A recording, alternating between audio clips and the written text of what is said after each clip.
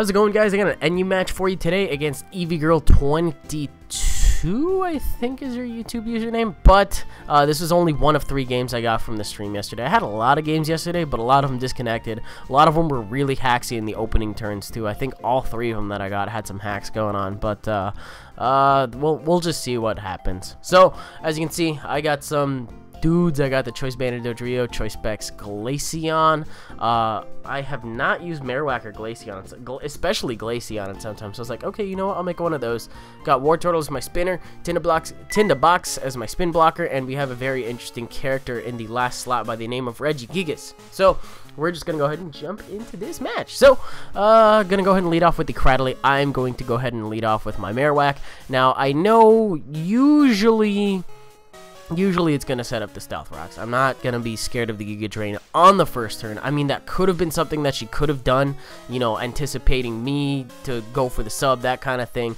But I'm going to go for the sub anyway and see what she wants to do about it. As you can see, that is doing way too much damage for a normal hit. And I honestly, like, I don't really think it mattered that much. I mean, she could have switched it out if Earthquake was doing over half. As you can see, critical hit, taking it out in one shot, it would have done over half. But, you know, she could have switched that to Haunter, that kind of thing, maybe preserved it for later. But you're going to see later on, like in the second half of the game, it's not really that big a thing, trust me. I mean, I still have my sub. As it is, I miss my Stone Edge here, which doesn't really make up for it entirely. But she is able to break the sub for more or less free, minus some Life Orb recoil. I don't think that's a bad trade-off at all. So, I do hit my Stone Edge on this one. I think on the couple of turns prior there was an electric. I went for double edge to try to hit it, and that happened. So that was kind of a good switch to scout out the rest of my set. Now here she goes into Ditto to transform into Marowak to resist the Stone Edge and then possibly just go for something on my set. Now I know because Ditto transformed into Marowak, it's not going to hurt much at all, because in order for Marowak to do shit, it has to have its item Thick Club, which is actually, I believe it doubles its attack stat, but because Ditto more than likely isn't holding a Thick Club, that would be a really fucking circumstantial thing if it was.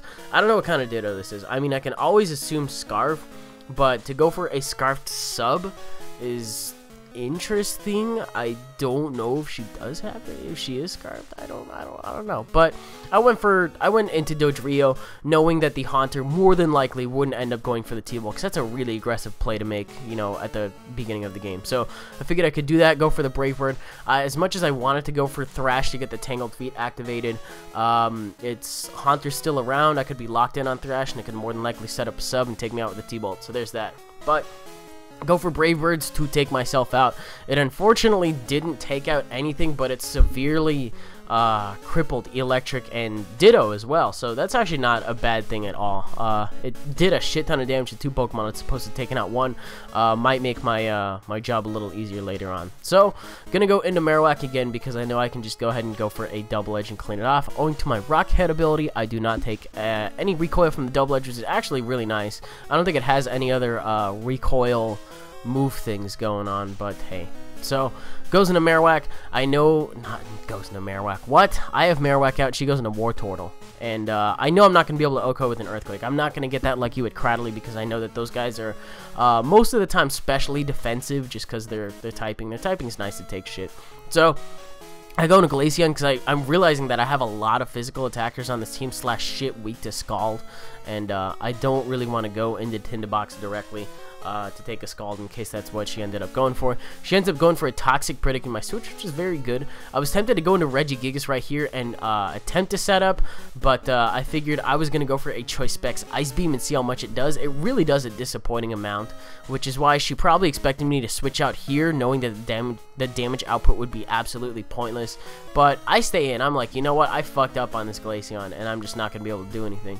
And then, you know, by fucking it up and just kind of leaving it in to die, I actually get a kill. So, hey, not bad. But right here, I really did fuck up, because I'm not really going to be able to rapid... Well, I could rapid spin on the next turn. I don't think I did, though. But I just decided to leave it in to die, see what it's going to go for, see if it has Life Orb, see what's going on with it. I don't see any recoil, so automatically the Choice Band / Scarf flag is going off in my head, and now I'm just going to go into REGGIE, because from that range of HP, I think I can take a hit. So I included a slow start counter in the bottom right for those of you that have trouble keeping track of slow start.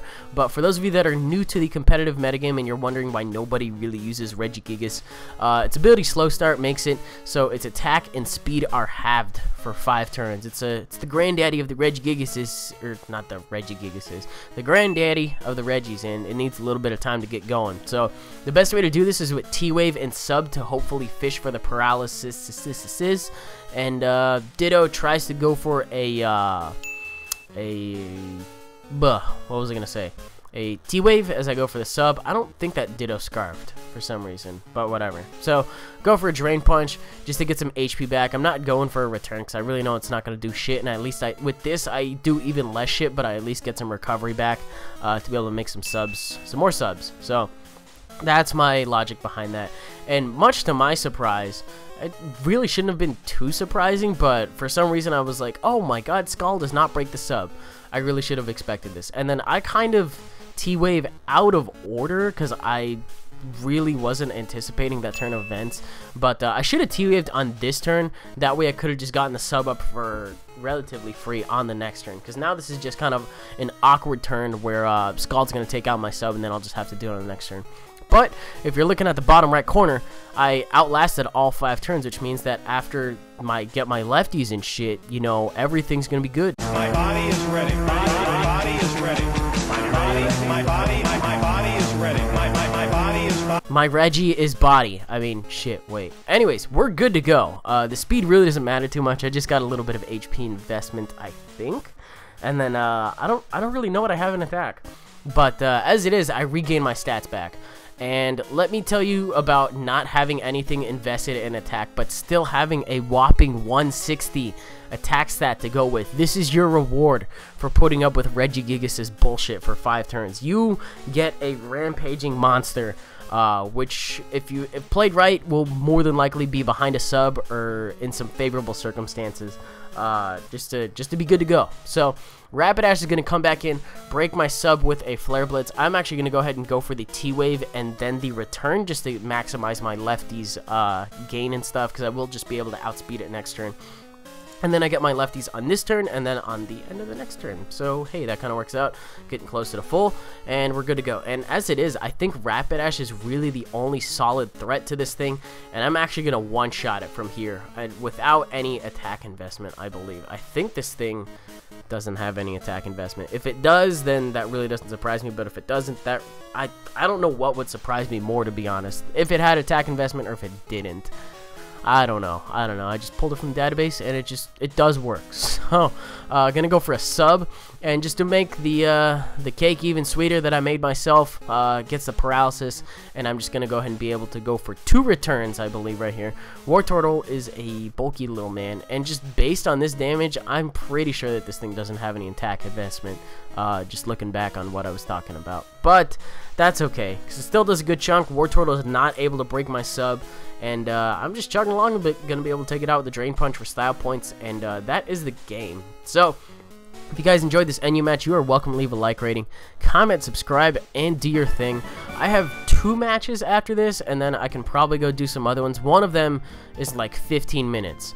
I'm gonna save that for Friday because that's a really fucking good game. But then again, that's Black Friday. I don't know if anyone's really going to be around to watch that one. Maybe I'll just upload it on Wednesday, and I'll just upload some other shit on... Maybe I won't upload on Thursday either, because it is Thanksgiving. I don't know what my plans are, and I do have work on Friday. So I'll just try to work around that, but what I'm trying to say is I have a 15-minute game coming for you guys, and it's fucking amazing, let me tell you. But this one's pretty good too, I thought, so you can go ahead and do your thing. Yeah. Anyways, that'll do it out of me, and I'll see you guys later. Bye.